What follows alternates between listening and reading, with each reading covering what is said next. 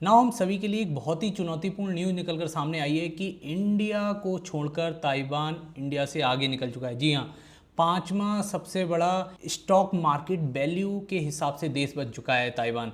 और इंडिया की करीबन वैल्यू बताई जा रही है 4.92 ट्रिलियन डॉलर के आसपास और ताइवान की 95 के आसपास। और देखिए, इसका सबसे बड़ा कारण जो आ रहा है निकलकर, वो सबसे बड़ा कारण ये आ रहा है कि ताइवान की इकॉनमी के कारण ही ताइवान यहाँ पर पहुँचा है। और इकॉनमी उसकी जनरेट कहाँ से हो रही है, वो सब हम सब जानते हैं कि भाई साहब वो किस तरीके से चिप सेगमेंट में, चिप सेक्टर में अपने आप को कितना डोमिनेंस उसने करा हुआ है।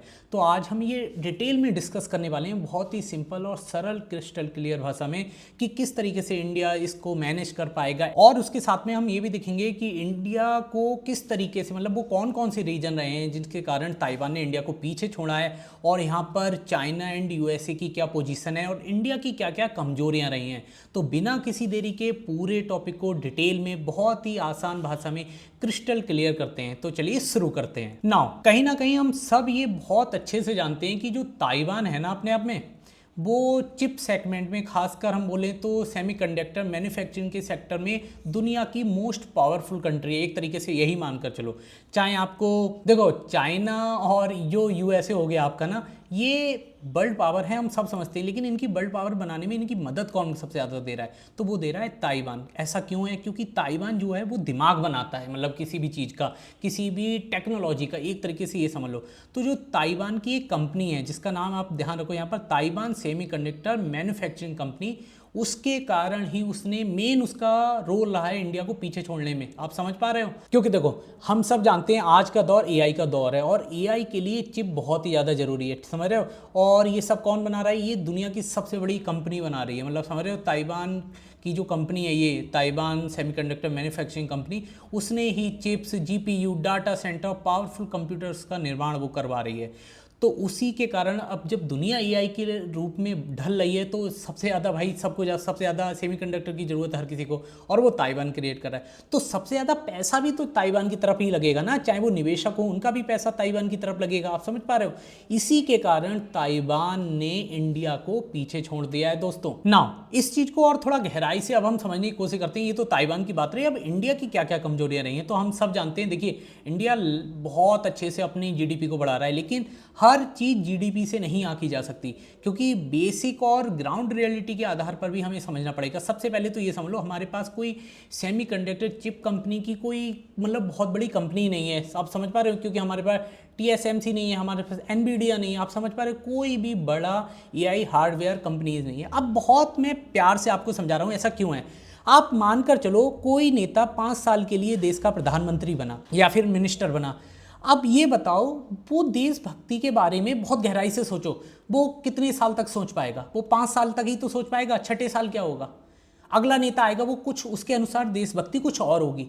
तो मेरी मेन उस पर थिंकिंग पर विचार करो कि क्या होता है ना, लोकतंत्र के अनुसार आप जीडीपी को बड़ा कर सकते हो, सबकी सहमति ले सकते हो, लेकिन अगर आपको एक लाइन से ग्रोथ चाहिए, तो उसमें लोकतंत्र कहाँ खरा उतरता है, ये आप प्लीज़ कमेंट सेक्शन में मुझे बताओ। आप मेरी बात को समझ पा रहे होगे?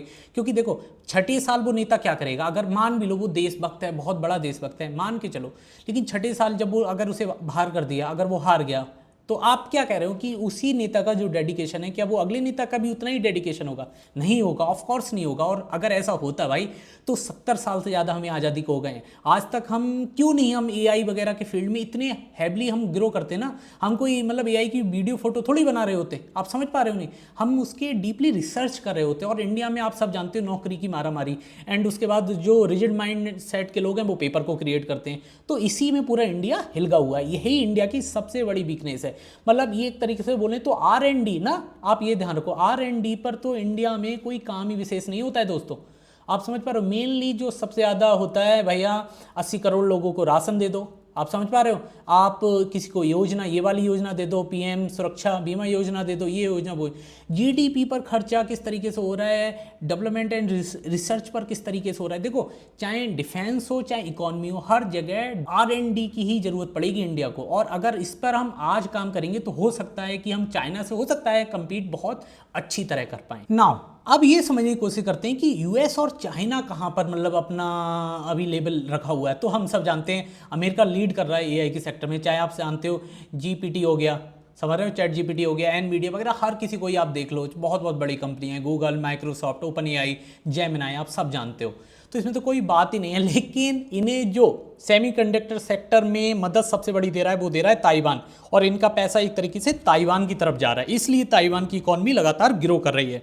एंड हम चाइना की बात करें तो चाइना हैविली इन्वेस्ट कर रहा है एआई के सेक्टर में, लेकिन हमारे यहाँ कोई यूनिवर्सिटियाँ हैं कुछ खास, वो चाइना के कुत्ते को उठा लाती हैं और बोलती हैं ये हमारा कुत्ता है। उसके बहुत बहुत बड़े मतलब पढ़े लिखे वहाँ से लोग, कभी कोई आईपीएस बनता है, कभी कोई बहुत बड़ा पत्रकार बनता है, मतलब हमारी पूरी दुनिया यही है घुमा फिरा कर। हमारे यहाँ बहुत हैविली इन्वेस्ट ही नहीं करा जा रहा है एआई में, सेमीकंडक्टर में, इलेक्ट्रॉनिक्स के सेक्टर में, मतलब हम सिर्फ इम्पोर्ट एक्सपोर्ट का ही खेल खेल रहे हैं। हमारे यहाँ पेट्रोल डीजल की बात चल रही है। तो मेनली हम फोकस करें तो आज की चुनौतियों से ज़्यादा बड़ी चुनौतियां होती हैं भविष्य की चुनौतियां दोस्तों, क्योंकि उनके लिए प्रिपेयर होना ही सबसे बड़ी बात है। और उनके लिए प्रिपेयर मतलब कोई एक दिन में या 5 साल में नहीं हुआ जा सकता। अगर एआई के सेक्टर में आपको हैवली इन्वेस्ट करोगे तो कहीं जाकर 2050 ना, आप समझ पा रहे हो, 2050 के आसपास कहीं इंडिया कोई बहुत अच्छी पोजीशन ले पाएगा। आपको क्या लगता है प्लीज़ कमेंट सेक्शन में बताओ, अपनी राय कमेंट सेक्शन में दीजिए। वीडियो पसंद आता है तो इसे लाइक कीजिए, चैनल को सब्सक्राइब कीजिए। मिलेंगे नेक्स्ट वीडियो में न्यू अपडेट के साथ, तब तक के लिए नमस्कार।